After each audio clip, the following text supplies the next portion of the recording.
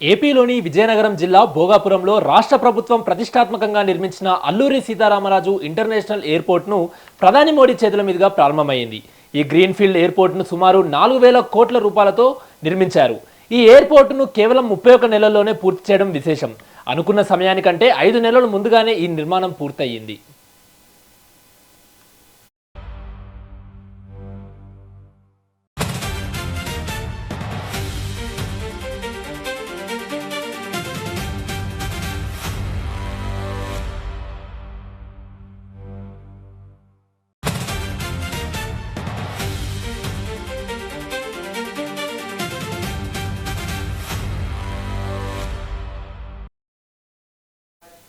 Bhogapuram airport దాదాపు 2,703 ఎకరాల విస్తీర్ణంలో ఉంది.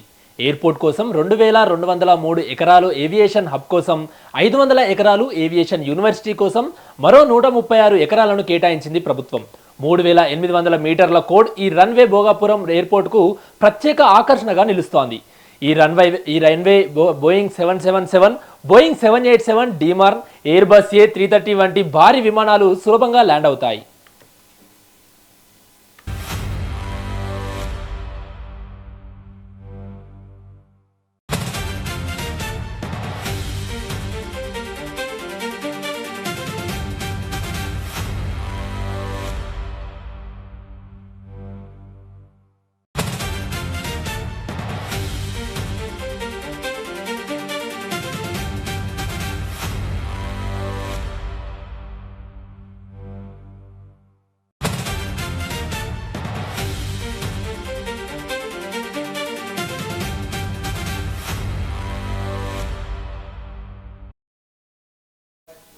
దేశంలో అత్యంత వేగంగా పూర్తయిన గ్రీన్ఫీల్డ్ ఎయిర్పోర్ట్స్లో భోగాపురం ఒకటిగా నిలిచింది. ఈ ఎయిర్పోర్ట్ను జిఎంఆర్ గ్రూప్ అనుబంధ సంస్థ GMR Visakhapatnam international airport limited PPP మోడల్లో నిర్మించింది. ఇప్పటికే ఈ విమానాశ్రయం ద్వారా ఏటా 60 లక్షల మంది ప్రయాణికులు రూపొందించారు. భవిష్యత్తులో దీనిని 4 కోట్ల మంది సామర్థ్యానికి పెంచడమే లక్ష్యంగా పెట్టుకుంది ప్రభుత్వం.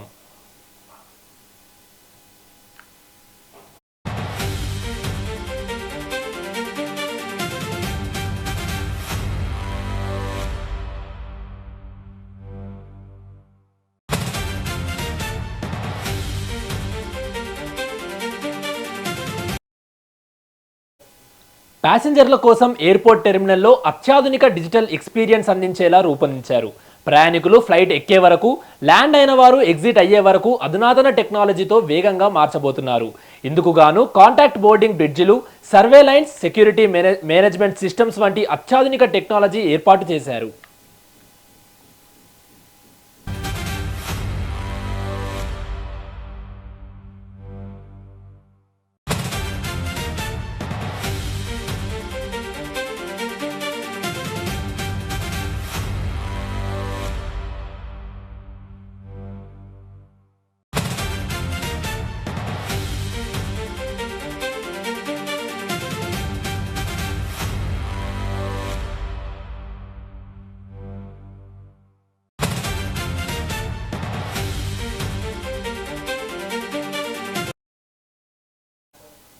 రాష్ట్రంలో ఎగుమతి రంగాన్ని బలోపేతం చేసేందుకు ఏటా 25,000 మెట్రిక్ టన్నుల సామర్థ్యం గల కార్గో టెర్మినల్ను ఎయిర్పోర్ట్లో సిద్ధం చేశారు. దీని ద్వారా సముద్ర ఉత్పత్తులు, ఫార్మా, త్వరగా పాడైపోయే వస్తువుల కోసం కోల్డ్ చైన్ ఫెనాలిటీ కూడా ఏర్పాటు చేశారు.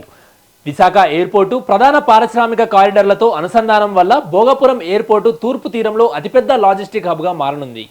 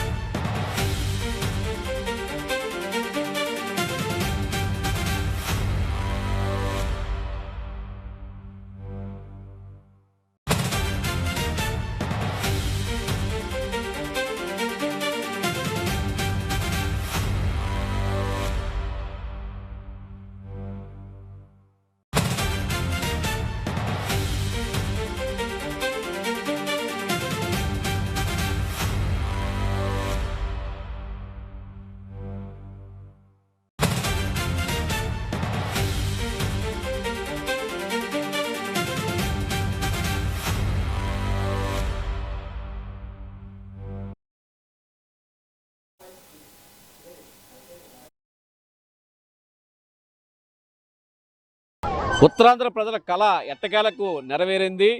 ఏదైతే అత్యంత ప్రతిష్టాత్మకంగా ఉత్తరాంధ్రలో భోగాపురం ప్రాంతంలో నిర్మించిన అల్లూరి సీతారామరాజు ఇంటర్నేషనల్ ఎయిర్పోర్ట్ అయితే ప్రారంభోత్సవం అయితే వైభవంగా జరిగింది.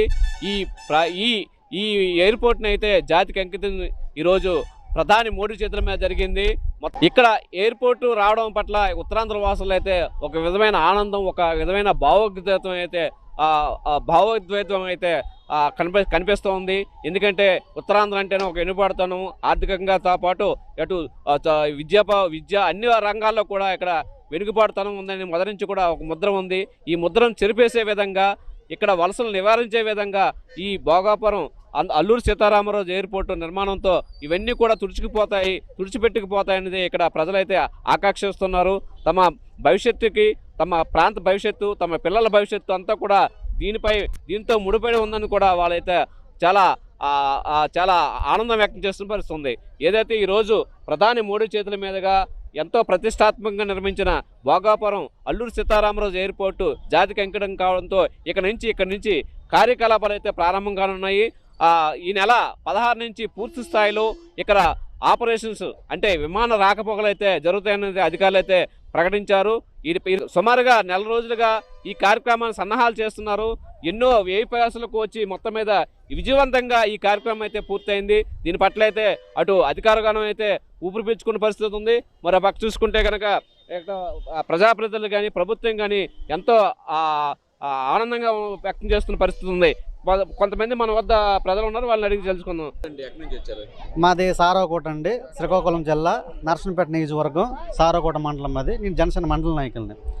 అయితే హైదరాబాద్లో శంషాబాద్ ఎయిర్పోర్టు ఐటీ ఎటువంటి డెవలప్మెంట్కి కొత్త వరవడి అయ్యిందో, అలాగే ఆంధ్రప్రదేశ్ ఉత్తరాంధ్రకి భోగాపురం ఎయిర్పోర్టుకి అల్లూరు సీతారామరాజు అని పేరు పెట్టడం, స్వయంగా ప్రపంచానికే పేరు తెచ్చిన నాయకుడు నరేంద్ర మోడీ గారు 15 సంవత్సరాలుగా ఆయన నాయకత్వంలో దేశము మెట్రో పరంగా డెవలప్ పరంగా ఎంత అభివృద్ధి చెందుతుంది. ఆయిల్ చేతుల మీదుగా ఈరోజు మోడీ గారు ఏం మాట్లాడుతున్నారో ప్రపంచం దేశం మొత్తం చూస్తుంది.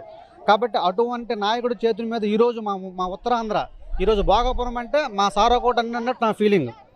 కాబట్టి ఈరోజు ఇంటర్నేషనల్ ఎయిర్పోర్టు అల్లూరు సీతారామరాజుకు ఆయనకి ఘనమైన నివాళి అర్పించి ఈరోజు ఆయన పేరు పెట్టడం ఒక ఉత్తరాంధ్ర వాసిగా, ఒక దేశ పౌరుడిగా, ఒక స్వతంత్ర సమరుడికి ఇచ్చిన నివాళికి నేను గర్వంగా ఫీల్ అవుతూ ఆయనకు ఒకసారి నివాళి కూడా చెప్తూ, ఇటువంటి ఈరోజు ఈ కార్యక్రమంలో నా వయసు 30 సంవత్సరాలు నేను పాల్గొనడం ఫ్యూచర్లో నా పిల్లలకి ఒక చెప్పుకునే విధంగా ఈరోజు ఉంటుందని చెప్తున్నాను సార్. అలాగే అంటే ఎన్డీఏ కూటమి 2047 విజను 2026లో మొదటి అడుగు ఈరోజు భోగాపురం పడిందండి. 2029కి 40-50% ఖచ్చితంగా పోలవరం అన్నీ చేస్తారని హామీ ఇచ్చారు. ఖచ్చితంగా ఎన్డీఏ కూటమి చేస్తుంది. కాబట్టి పవన్ కళ్యాణ్ గారు కూడా ఒక పిలుపునిచ్చారు, ఎవరైతే బలంగా పనిచేస్తారో వాళ్ళకి మనందరం అన్నిటికీ వ్యతిరేకంగా దేశం ప్రకారంగా అందరూ సపోర్ట్ చేయాలని పిలుపునిచ్చారు. ఈ కూటమి ప్రభుత్వం మాట ఇచ్చింది, మాట చేస్తుంది. కాబట్టి ఈ కూటమి ప్రభుత్వం 15 సంవత్సరాలకు వస్తే 2047కి ప్రపంచంలో ఆంధ్రప్రదేశ్ అగ్రగామి రాష్ట్రంగా అభివృద్ధి చెందుతుందనడానికి ఎటువంటి సందేశం లేదు. ఉత్తరాంధ్ర మండలం కే కృష్ణపురం నుంచి విలేజ్ చేశామండి. రాష్ట్ర ప్రభుత్వం ప్రతిష్టాత్మకంగా రూపొందించినటువంటి ఎయిర్పోర్ట్కి విచ్చేయడం జరిగింది. ఇప్పుడు ఈ ఎయిర్పోర్ట్ వల్ల ఈ 3 జిల్లాలకి ఎంతో వర్తక వ్యాపార పరంగా అభివృద్ధి చెందుతుంది. ఈ చుట్టుపక్కల స్థానికులకి కూడా ఎంతో కొంత ఉపాధి అవకాశాలు మెరుగుపడే అవకాశం ఉంటుంది. ఆంధ్రప్రదేశ్ పటలం అనేది తీసుకుంటే అంతర్జాతీయ పటలంలో ఒక ప్రత్యేకమైన స్థానాన్ని కూడా సంపాదించుకోవడానికి అవకాశం ఉందని ఈ మూలంగా తెలియజేస్తున్నాం. ఈ అంతర్జాతీయ ఎయిర్పోర్ట్ రావడం వల్ల అనేక రకాలైనటువంటి భౌగోళిక ప్రయోజనాలు ఉంటాయి. సీ పోర్ట్స్కి సంబంధించినటువంటి వర్తక వ్యవహారాలు కూడా మెరుగుపడతాయి. అదేవిధంగా ఈ పక్కనున్నటువంటి విశాఖపట్నం నగరం అంతా కూడా పెద్ద నగరాలతో పోటీ పడే అవకాశం ఉంటుంది. ఇతర దేశాలతో అంతర్జాతీయ వర్తక వ్యాపారాలు కూడా మెరుగుపడే అవకాశం ఉంటాయి. ఇట్లాంటి ఈ ఎయిర్పోర్ట్ వలన ఇతర దేశాల నుంచి వచ్చినటువంటి పారిశ్రామికవేత్తలకు కూడా ఒక అనువైన భౌగోళిక స్వరూపం ఉంది కనుక పెట్టుబడులు పెట్టుకునే అవకాశం ఉంటుంది. ఈ ప్రాంతం అంతా కూడా పారిశ్రామిక రంగం అభివృద్ధి చెంది ఈ చుట్టుపక్కల ఉన్న వాళ్ళందరికీ కూడా ఉపాధి కలుగుతుందనే ఉద్దేశంతో తెలియచేయడం జరుగుతుంది. ఎలాంటి అభివృద్ధి జరుగుతుందని మీరు భావిస్తారు?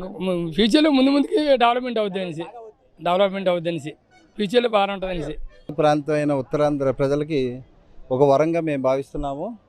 మరి మన ప్రియతమ నాయకుడు చంద్రబాబు నాయుడు గారు మంచి విజనరీగా మంచి ప్రాంతాన్ని సెలెక్ట్ చేసుకొని మరి 3 జిల్లాలకి సెంటర్ పాయింట్లో పెట్టడం, రెండోది అటు బీచ్కి దగ్గరలో పెట్టడం, రెండోది ఈ ప్రాంత ప్రజలందరూ కూడా ఎప్పటి నుంచో కూడా కళ ఈ ప్రాంతం నుంచి అంటే శ్రీకాకుళం ప్రాంతం నుంచి విజయనగరం ప్రాంతం నుంచి కూడా ఫ్లైట్ ఎక్కాలంటే వైజాగ్ వెళ్ళవలసి వచ్చేది. ఇప్పుడు 3 ప్రాంతాలు కూడా సమాంతరంగా పెట్టడం, అదేవిధంగా ఇక్కడ ఈ ప్రాంత ప్రజలందరూ కూడా చాలా సంతోషంగా ఉన్నారు. ఈ ప్రాంతం చాలా వెనకబడి ఉండేది. అలాంటి ప్రాంతాన్ని ఈరోజు ఈ ఎయిర్పోర్ట్ రావడం వల్ల పారిశ్రామికంగా కూడా చాలా అభివృద్ధి చెందింది. మరి ఏదేమైనా ఈ ప్రాంత ప్రజలందరూ కూడా చాలా డెవలప్ అయితే కనబడ్డది. కూడా ఈ ప్రాంతం కూడా సస్యశ్యామలం అవుతుంది. మరి దీంతోపాటు ఎయిర్పోర్ట్తో పాటు ఇక్కడ ఏదైతే ఉన్నదో పోర్ట్లు ఏవైతే ఉన్న కనెక్టివిటీగా మరి కోస్టల్ కారిడార్ రోడ్డు కూడా వేయడం జరుగుతుంది. దానివల్ల ఈ ప్రాంతం అంతా కూడా చాలా అభివృద్ధి చెందుతుందని మేమైతే ఈ ప్రాంత వాసులుగా మేమైతే చాలా ఆనందపడుతున్నాం.